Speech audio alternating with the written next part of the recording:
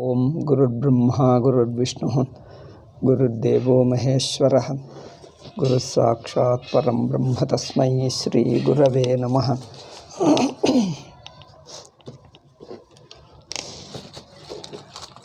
This jnanam you can get only from the gurus. So that's the beauty about it is.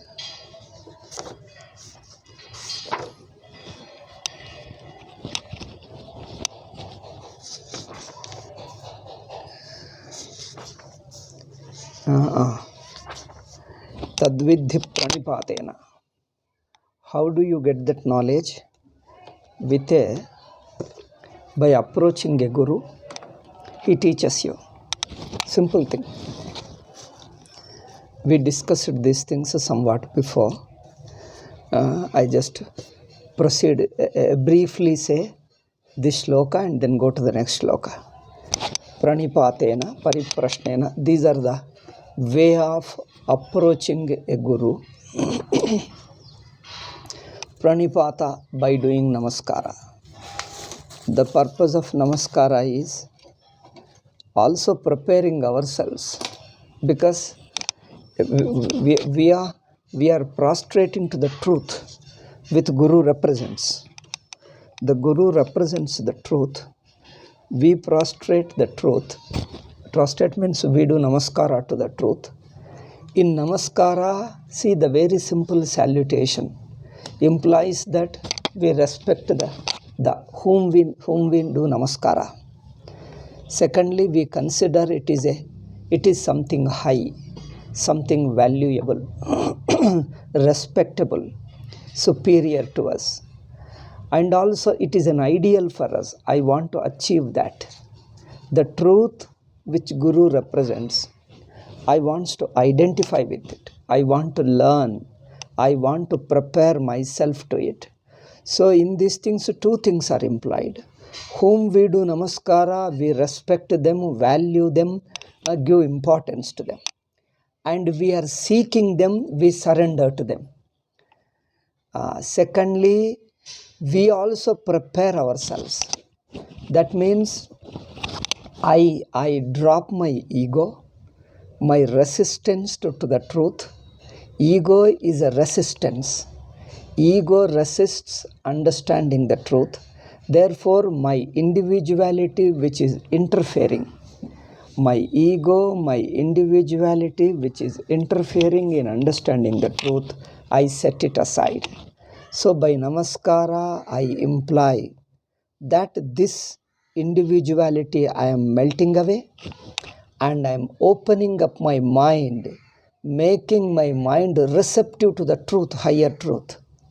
So this making ourselves receptive, okay, this namaskara is a very beautiful thing. We are preparing ourselves to be receptive. So it is the individuality, the ego, the karma and the pleasures, the identifications, the self-image, the identification with our world, all our desires, ambitions, all our ego-based activity, all our ego-based pursuits, all these things we are ready to drop off. We are ready to give up. So that is what implied in namaskara. Therefore, whomever we consider as something superior, valuable, important, we give importance to it. Not only that, we want the other one to come unto us. We invoke that superior power, the higher consciousness which is all pervasive, which is in you and me and everybody. Okay, so we are opening our heart towards that. Two sides it is. From my side, I open myself, my heart, to receive it. The other one, I expect the other to descend into me. Descend means to wake up in me, to awaken. The spiritual, the strength, the knowledge, that consciousness, which is Atma, I expect it. I invite it into me. I invoke and invite into me. I expect it to wake up in me. The consciousness within me should wake up and remove my adhyasa, ignorance, in this thing. So therefore, we are seeking, we are invoking, inviting it. So two sides. From my side, I will prepare. The other side, I invite the truth. So Guru is only a vehicle. Okay? He represents the Guru's body is a communicative vehicle. So words, communicative. The mind turns your attention. See, two things. Guru should be seen at a 3 level. One is the words he speaks. The words he speaks is a communicative vehicle. And the mind is which shifts from the worldly standpoint, from the avidya standpoint to the Brahman standpoint. Individual standpoint is identification with the body, living in the world and surrounded by the world. This is an individual standpoint, individual outlook. This individual outlook is shifted to the absolute outlook of seeing everything as yourself. So his mind represents shifting vision from the Jiva standpoint to the Brahman's standpoint. So his words represent the communicative vehicle. His mind represents shifting our vision from the individuality to Brahman.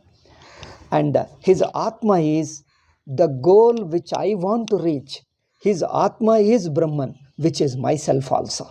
See, the Jnani's Atma, the Guru's Atma is same as my Atma. So that is my ultimate goal. I want to reach, I want to wake up, I want to reach that state. Therefore, 3 levels we see Guru. One is the speaking, body level. Second is the mind. Third is his nature, his essential nature, the Atma Swarupam.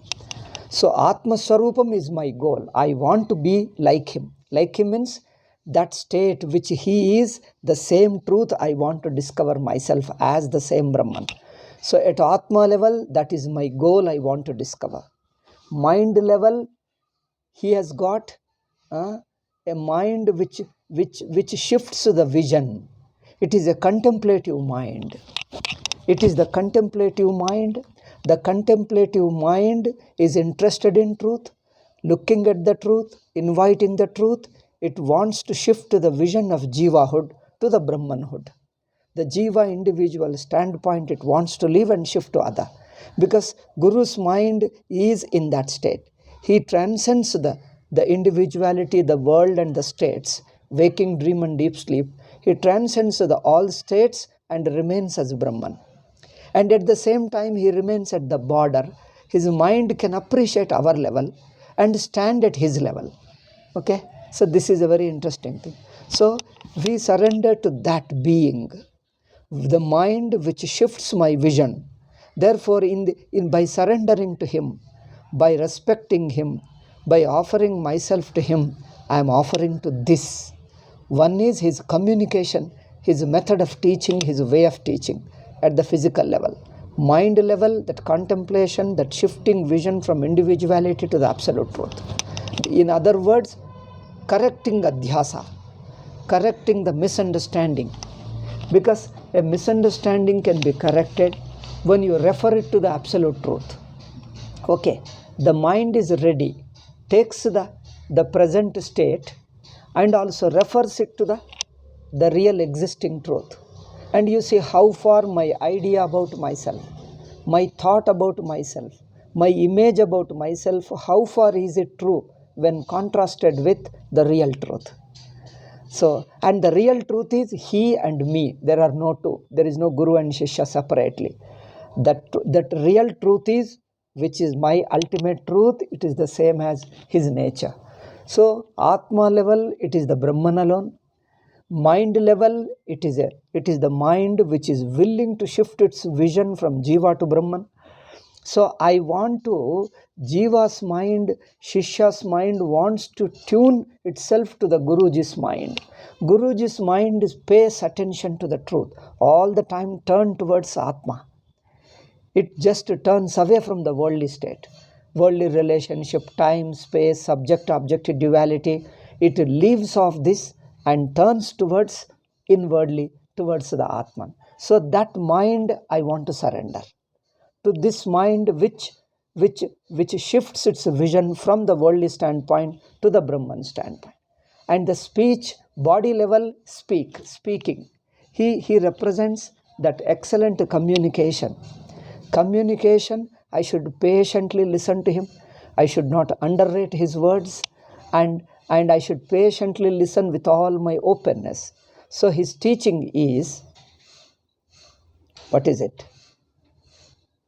His teaching is the worldly communicative tool, communicative vehicle.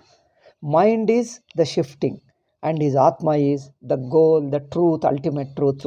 So these three levels put together is Guru. Therefore he says, go and surrender to him. First he says, pranipata, do namaskara. So I think we have discussed this shloka, but anyway, each time you discuss, new ideas come. So I say briefly and proceed to the next shloka.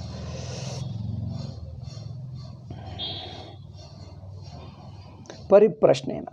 After first doing namaskara to him, then do service to him. Seva. Service also is developing a rapport. Tuning my mind to his understanding, his thinking. So I tune up myself.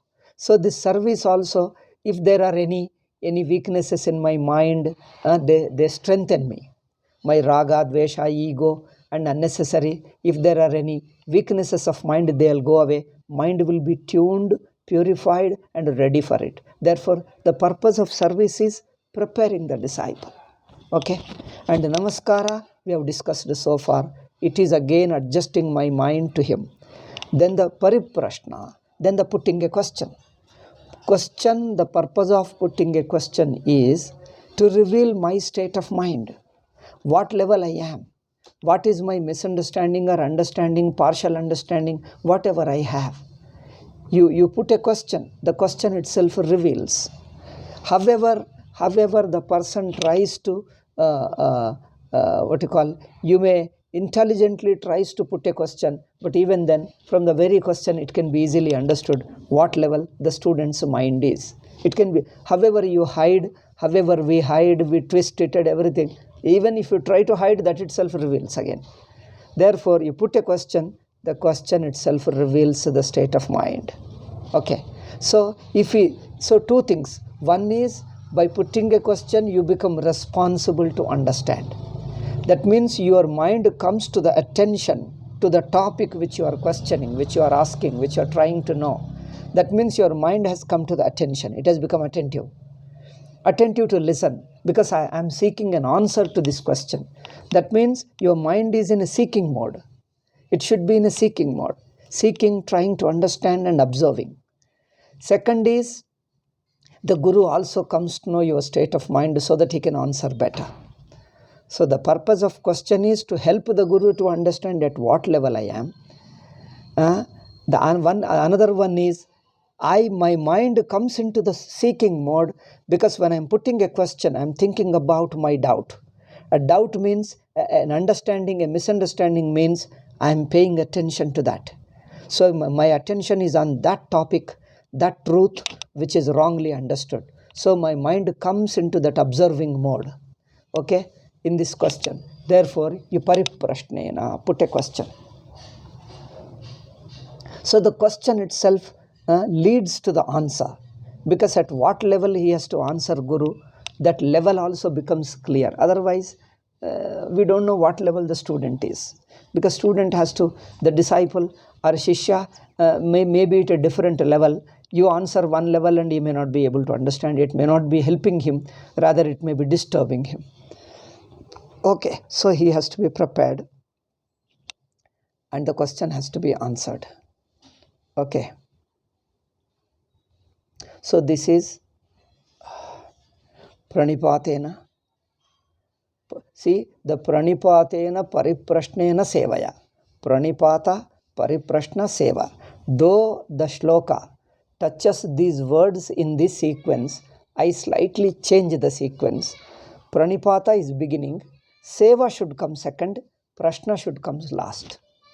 Okay, putting a question comes later. So therefore, I changed the order of the words occurring in the shloka. Pranipata, seva, and pariprashna.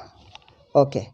Then seeing you in this condition, with such an open mind, ready and willing to learn and humble, and naturally gurus feel inspired to teach you. Therefore, upadekshanti te jnanam jnaninas tattvadarshinaha te jnaninaha. Jnaninaha means they are well versed in the teaching method. That means the words, the technical terms and the prakriyas method he has, if the guru has learnt it properly from a tradition, right tradition, from a right tradition, he knows how to communicate. Okay? Communication is not verbal. Verbal means it is not verbal meaning. You have to use the words to touch your inner heart. It's a very peculiar thing. If it is a purely verbal, you will only get a concept. So the Guru's purpose of teaching is not to create a concept in your mind, but not create a concept, but through the words should touch your heart, and your vision, your understanding has to be corrected. Your understanding about yourself has to be shifted. Therefore, the purpose of the words is directly touching me and shifting my vision. Therefore, how this teaching works, he knows. There is a method of teaching, method of communication. Therefore, Jnani is a person who is well versed with the traditional method of teaching. Tattvadarshi is a person himself established in that vision of truth. He stands as Brahman and he dissolves his individuality. He doesn't exist as an individual from his own angle.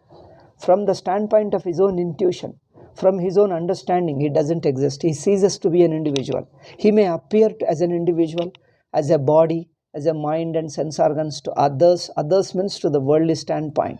But himself, he stands independent of the world. There is no world from his standpoint. Therefore, that person who stands as a Brahman and who knows how to communicate well, such people love to teach you because they know.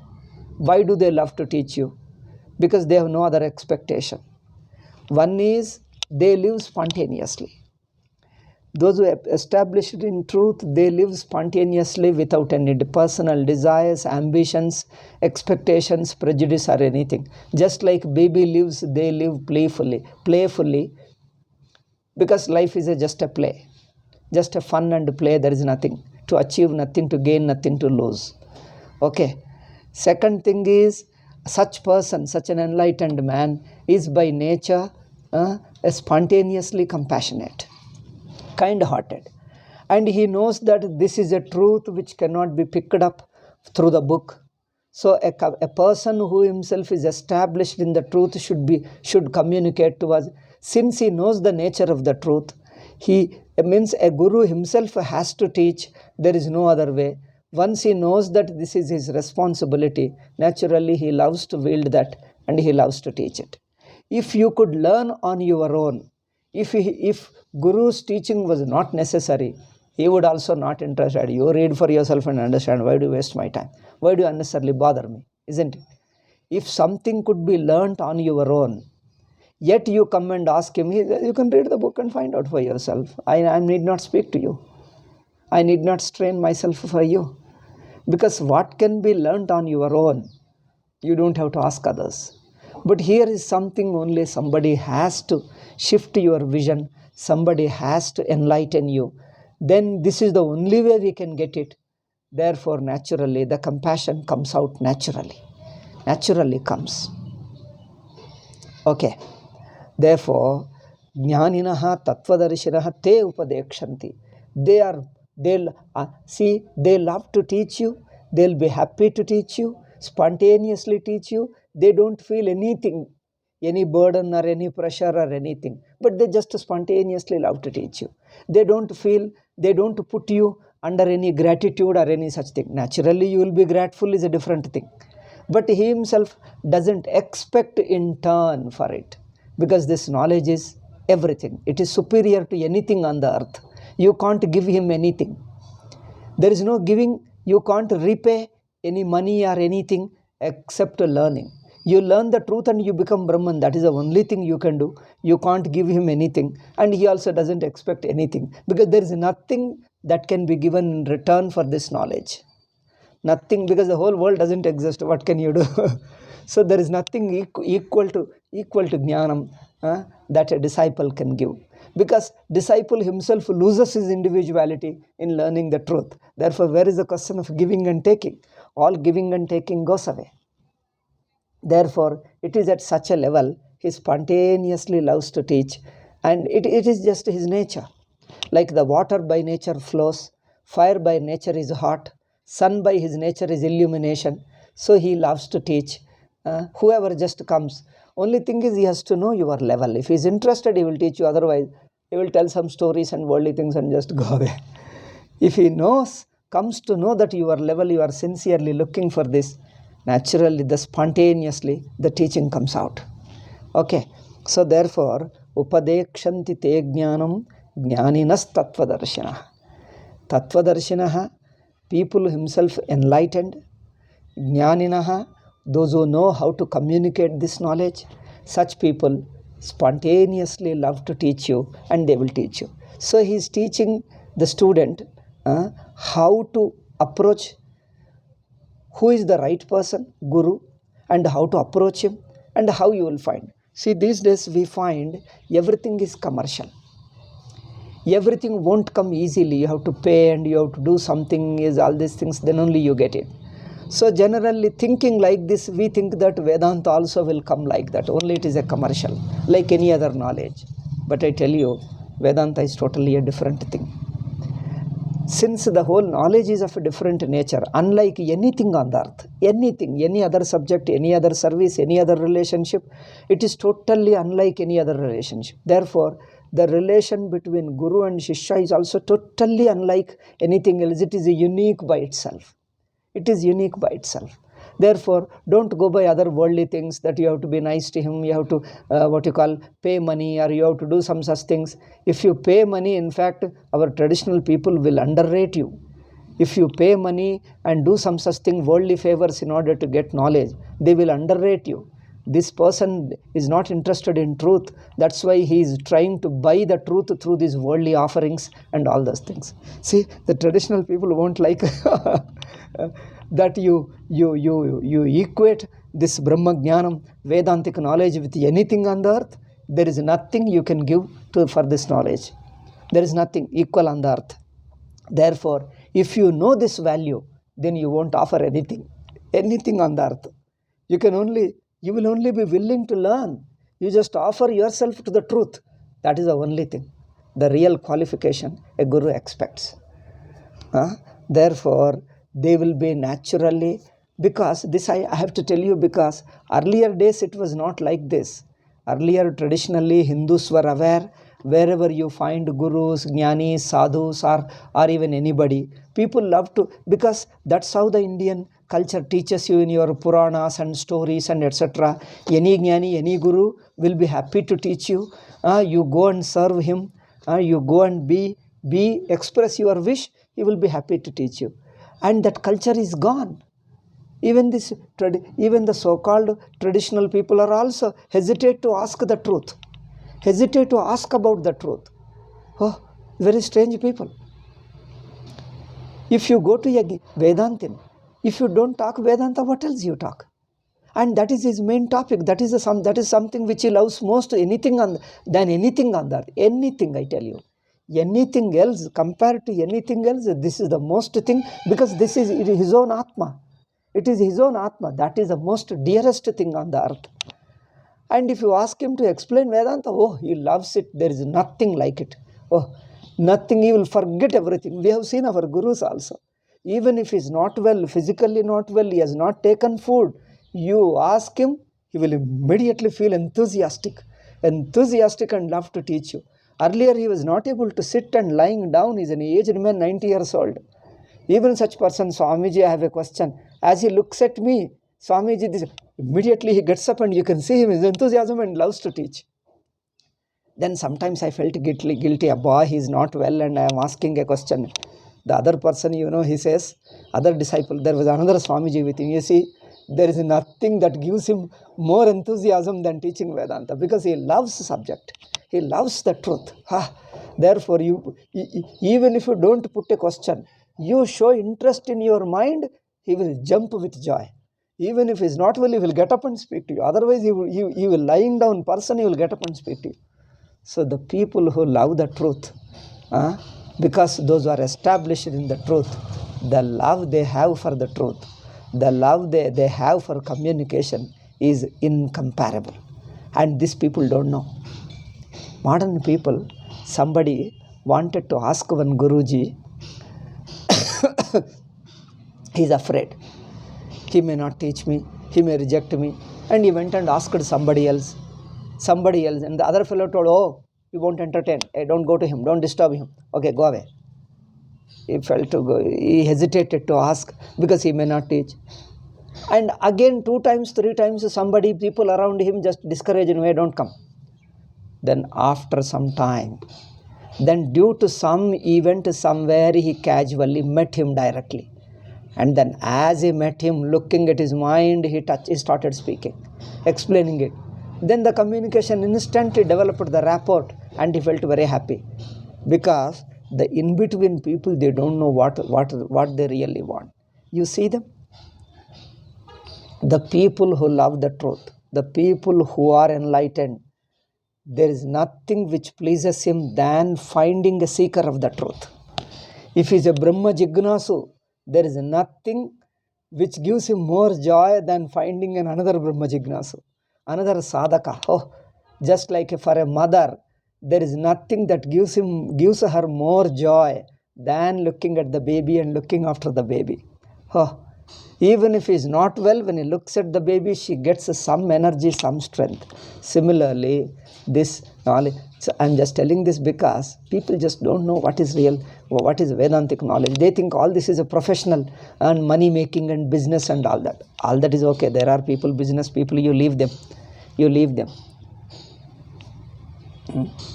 We have met a number of jnanis, number of sannyasis, sadhus, people. Number of people come for darshan and namaskara, for ashirvada. Out of them, if there is a sincere Brahma Jignasu, oh, he is fond of you. They love us. If we put a question, we take interest in this thing. They ignore everybody else and talk to us. We were surprised. In fact, we were very hesitating to talk. We were 2 small young people, and he's such a great man, so always surrounded by hundreds of people. As we put a question, that's all. His interest shifted to us. He turns to us. And only he calls us, hey, stay here only. Why do you go away? Okay, stay here a few days, he says. Hey, nobody asked. People were looking at us. Suddenly, why does he like? Because the way we put a question, he started liking us. And he wants us to stay here, you learn. You come and stay here. See, enlightened man loves the truth. And also the seekers of truth he loves more than anything on that. That's why this shloka says, Upadekshanti te jnanam. Such jnanis loves to teach you, don't hesitate. Don't hesitate. You find him, you approach him, he will teach you. He loves to teach you. Therefore, tadvidhip, this shloka, you more and more contemplate, it will give you more ideas. Every shloka of Bhagavad Gita is amazing thing. It is a multi-dimensional shlokas, multi-layered. Okay? Every shloka is multi-dimensional. These are all our traditional books are like that. Traditional books are multi-dimensioned and multi-layered books. Each time, that's why Sachidananda Swamiji was doing Bhashya Parayana whole his life, 60 years of his life. Even in his last days, also he would do Bhashya Parayana. That's because these traditional Shastras are not simple books. They are the living facts, the illuminations. They are the lights that illumine the truth directly. So each shloka has got multi-dimensions and multi-layers. You understand one layer. Again you do Parayana next day. You pay attention to it. A new depth comes. Again tomorrow you pay. Depending upon your preparation of the mind. If your mind is purer and purer and purer, as you become purer by living your life with sincerity and wholeheartedness. Because the whole life is a sadhana. The very living is a devotion to Ishvara. Because very looking it through your eyes and ears and walking and sitting and talking, every moment of life is your offering to Ishvara. Every moment, every activity, every thinking, including your breath, your breathing is an offering to Ishvara, is a puja to Ishvara. With that style of life, that mind you live, and you won't be the same person. Each day you will be purer and purer and purer. Day by day you get purer. Because you are offering all aspects of your life to Ishvara. Okay? You are not the same person what you were yesterday. You are not the same person today what you were yesterday, because you have become maturer now. More mature than yesterday. And tomorrow you will be more like that. Such a person, each day we do Parayana. That's why traditionally we ask the people to do Parayana every day. Not just to complete the Parayana. Of course, so Parayana has got another way of just reading out with all concentration and devotion, without understanding the meaning, just seeing that the very words themselves are the divine words. The words themselves have got a blessing, and they are divine and they are holy. See, with a feeling of holiness, and just to pay attention to the words, see them, they have got a mantric power, mantra power they have, and just holy they are. Pay attention with concentration, love and respect, just to read it. This is one level. Okay, that's a very beginner, common man does it. But if you are a Brahma Jignasu, pay attention to its meaning. The words are coming from the heart of Guru. The Bhagavad Gita shlokas are coming from the heart of Krishna. Heart of Krishna means it is coming from the very truth. Each sentence is an illumination. It is like a spark coming from the fire. Okay, the spark shoots up. The spark jumps out of fire and comes to you and falls on you. Similarly, each sentence is the spark of the very consciousness, Paramatma. They come out of Lord Krishna and fall on you. You allow it to fall on you. Okay, therefore each shloka is the spark of the same consciousness. It is touching. It is clearing our doubts. It is opening our heart. It is removing our layers, covering layers. One aspect, one layer it removes. You read yesterday, a certain understanding, certain level of understanding has come. Certain layer of understanding. Today again you read, again you pay attention to it, to meaning. Another level, another layer of depth you get it. Tomorrow you read, another layer of it you get it. See, the same shloka you study again and again. This same shloka you give me the tomorrow or next week, again I tell the same shloka, but something new comes. How it comes, I don't know. That is a blessing of Bhagavan Krishna. His teaching is such, and Shankaracharya's teaching is such that each time you look at the sentence, it reveals something, a newer depth, and another layer of depth. Each time you look at it, because you should know how to look at it humbly, with all your mind, open mind, with a surrender. Not resistive ego. The ego, the intellect means the stubborn, imagining intellect, the capacity of intellect. We think the power of intellect is an obstruction. The power of intellect to imagine, think and judge and all that, this judging, imagining, thinking, that is the power of intellect. Power of intellect is an obstruction. So in surrender, what we mean is surrender that intellect. That means remove the intellect being obstacle. The intellect ceases to be an obstacle to that. Then only the anubhava opens up. The avasthanubhava drishti of avasthanubhava, okay, which is more than intellect. The waking experience, the dream experience, the deep sleep experience, which is beyond intellect, more than intellect. And if you try to understand through intellect, you will be understanding only a concept, and that concept to conceiving mind becomes an obstacle. Okay? Therefore, the surrendering is a much deeper communication, a much loving rapport. The rapport with the truth. Rapport with Guru means rapport with the truth directly.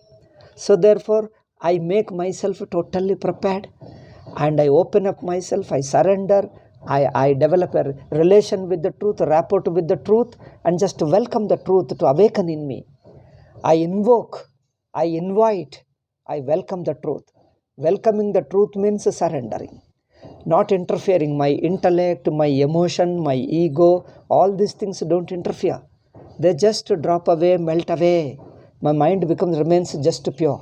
So in that pure heart, which is open and welcoming it, the truth descends. My vision of Jivatvam is corrected, and you just shift your vision and see that you are already Brahman. So this is the communicative relation between Guru and disciple. Therefore, in this shloka, how beautifully he presents it.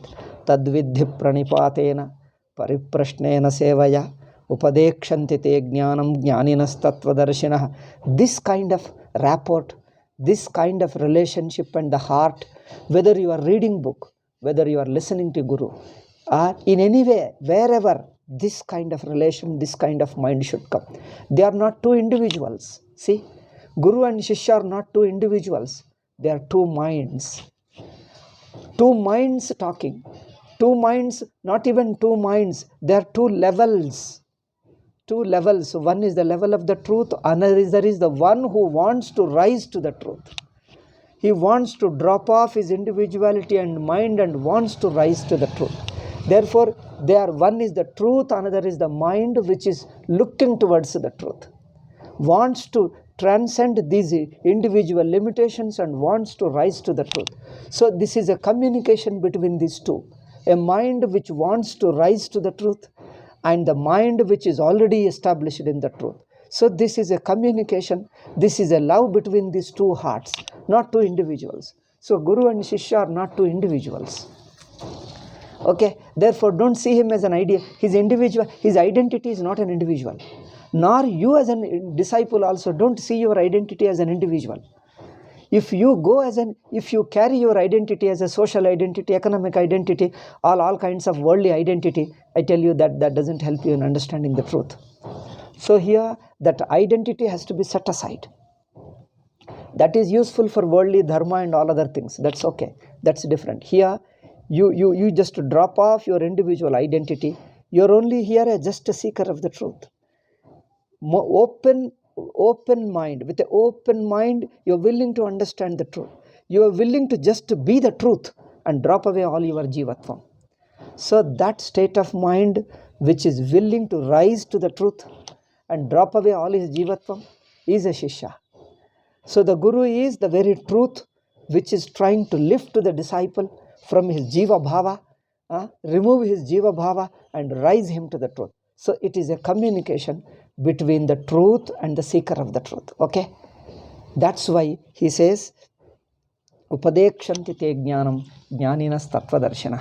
How beautiful is the shloka. Every shloka is a gem of Bhagavad Gita. Every shloka is an unimaginably great thing. It's as I told you, it is a spark of the same consciousness. Each shloka is one spark of the consciousness. You pay attention, something deeply clicks and touches your heart. Each time you pay attention to the shloka, each time you get a new layer of understanding. That's why we say they are not ordinary books written by human beings. Those who quarrel and argue and find fault, and then these are all too superficial people. Too superficial, I tell you, we only pity them rather than criticize them. They're too superficial. Mind is interfering. The ego is interfering. Arguing, mind, thoughts, logic, imaginations, judgments. Oh, if with such a mind you look at Bhagavad Gita, you are not understanding Gita, you are only covering up Gita with your mind, with your ego, thoughts, imagination, judgments and all that. So you are only covering up the Gita, covering the light with darkness.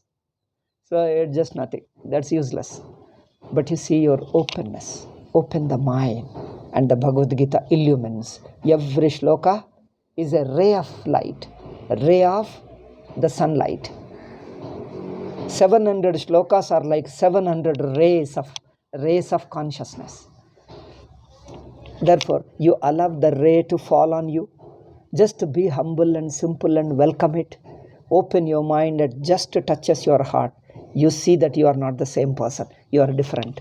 You go into another depth, newer depth and a deeper level of you. Okay, so tadvidhi pranipatena pariprashnena sevaya. Even from the language also, it is a beautiful language. The communication Krishna's, we don't know whether it is Krishna's language or Vedavyasa. We don't know whose sentences, partly Krishna's language. But Shankaracharya says that these are Krishna's teaching, slightly modified. Most of them he retained the same wordings of Lord Krishna. Shankaracharya's view is mostly, almost probably 80-90% he retained the words of Krishna, and Vedavyasa slightly presented them. Therefore, you can see it is a combination of Krishna and Vedavyasa. Language-wise, it is beautiful. Simple language, beautiful language. Each word is a highly communicative word. Highly communicative. Therefore, tadvidhi pranipatena pariprashnena sevaya upadekshanti te jnanam jnaninas tattvadarshinaha. How beautiful it is. Now go to this thing. And the jnanam, if you learn, the jnanam which you get from Guru is a confirmed knowledge, a clear knowledge. If suppose you read the book, you get it, you may get some idea, and again you get doubt also. I get this doubt, I'm not sure whether it is right or not. So again somebody says something, your understanding gets shaken, and then you say, oh, probably he also right, or probably he may be wrong, or probably I also right, or probably I may be wrong. So if you read the book and try to catch a concept, all these concepts come with a lot of doubts also. But if you learn directly from a jnani, the jnanam that descends on you, the jnanam that rises in you, awakens in you, it will be very clear like a daylight. You don't need anybody else further to confirm it. It becomes very clear. Therefore, he says, Yad jnatva. The next shloka I am reading, 35th. Yad jnatva napunar moham yasyas evam yasyasi pandava yena bhutanya sheshena drakshasyatmanyatho mayi. Okay, yajnatva, the knowledge which you intuit, it is not a conceptual knowledge, it is an awakening in you. Okay, that awakening which you get in you, because the knowledge word jnanam, we think it is only a conceptual. No, it is an awakening. Okay, yajnatva, the awakening which arises in you, which wakes up in you. Once it wakes up, all the darkness goes away. You stand as pure consciousness. You are no more an individual, and there is no world other than you. There is no guru other than you, and nor you stand yourself as a disciple. The disciple and guru, all that goes away. Okay, you stand as a just a pure consciousness. Therefore, yad jnatva na punarmoham evam yasyasi pandava. Once you get that intuition, that understanding, that awakening, now you will not have any other moha, the misunderstanding, the confusion, doubts and all that which you had before, which you are struggling hard in spite of lot of scholarship, talking to people, reading, discussing, arguing, and also arguing within yourself. All the problems, confusion, doubts and whatever you had misunderstanding, all that disappears once for good. He says, na punarmoham evam yasyasi. You won't be deluded like this. Even in your worldly interactions also, nothing deludes you. Means there is no prejudice, there is no attraction. You don't get carried away by things. Okay? You won't get carried away by things. Neither attraction, nor prejudice, nor hatred. Everything becomes very clear to you. Because you are relaxed. Not under pressure of any emotion, any thought or anything. Nothing can pressurize you. Mind becomes very clean and clear. Therefore, you will have no moham again. Arjuna, the moham, the misunderstanding which you are suffering from will not be there. Because the very knowledge, the nature of enlightenment is such that you will be totally free. Yajnatva napunarmoham evam yasyasi pandava yena bhutanya sheshena drakshasyaatmanyatho mayi. Now what is the nature of that enlightenment? What is the nature of that awakening which dawns upon you, which awakens in you, rises in you? Bhutanya asheshena drakshasi atman. You see the entire world, all the living beings, living, non-living, the entire state as one with you. Why? Earlier thinking was, earlier your misunderstanding, what was that? I am an individual living within the world is around me. I am surrounded by the world, the nature, the people, the society is around me. That means I am part of the world. I have to interact with the world. I have to take care. I have to take into consideration the people and the world around me. I can't ignore and do as I like. That means you are accountable. The world pressurizes you to adjust. That means you are an individual under the control of the world. You had been like this. Now this vision, this understanding changes you totally different. What does it do? Bhutani Asheshena. The entire world becomes one with you. You no more remain an individual. You no more remain an individual, and the world doesn't remain around you and pressurizing you, controlling you, and asking you to behave in a particular way. Otherwise, it will punish you. Nature, if you don't behave it, nature will hurt you. Okay? Nature will hurt you. The society, if you go against the society, you will be violating the social laws and they will take action against you. Like that, you will be continuously careful to be harmony with nature, with the world and the society. If you are just careless, instantly they hurt you, they'll punish you. But here, the world is yourself. You cease to be an individual and the world ceases to be a separate entity. It is just one with you. Yena bhutani asheshena drakshasyatmani. In that understanding, in that awakening, you see the entire world as yourself. And you are no more an individual. You are the absolute truth. You stand as the very truth, non-dual consciousness, non-dual existence, a nameless, formless. What it is, how it is, you need not say, you can't say. It is beyond all words, beyond all expressions, beyond all conception. But you stand it. It is very much you. It is like a daylight. Therefore, drakshasi atmani athomayi. You see the entire thing on yourself and yourself as inseparable from Ishvara. Then you are no more an individual. See, the world is inseparable from you and you are inseparable from the truth. That is Paramatman. That is the state dawns upon you. That is the understanding. Okay. We have touched the little 2 shlokas. Next, Yathaidamsi Samidhognir. I don't know which shloka I have covered, but anyway, probably I am repeating.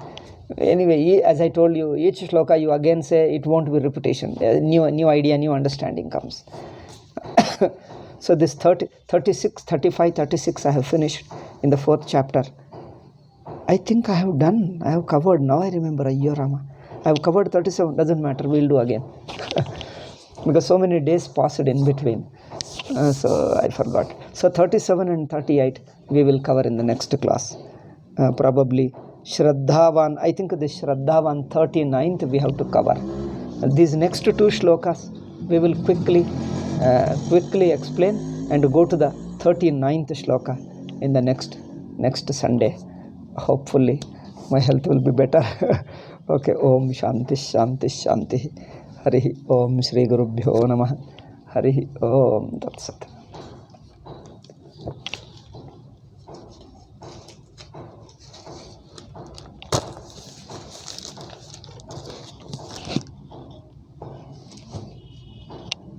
Okay.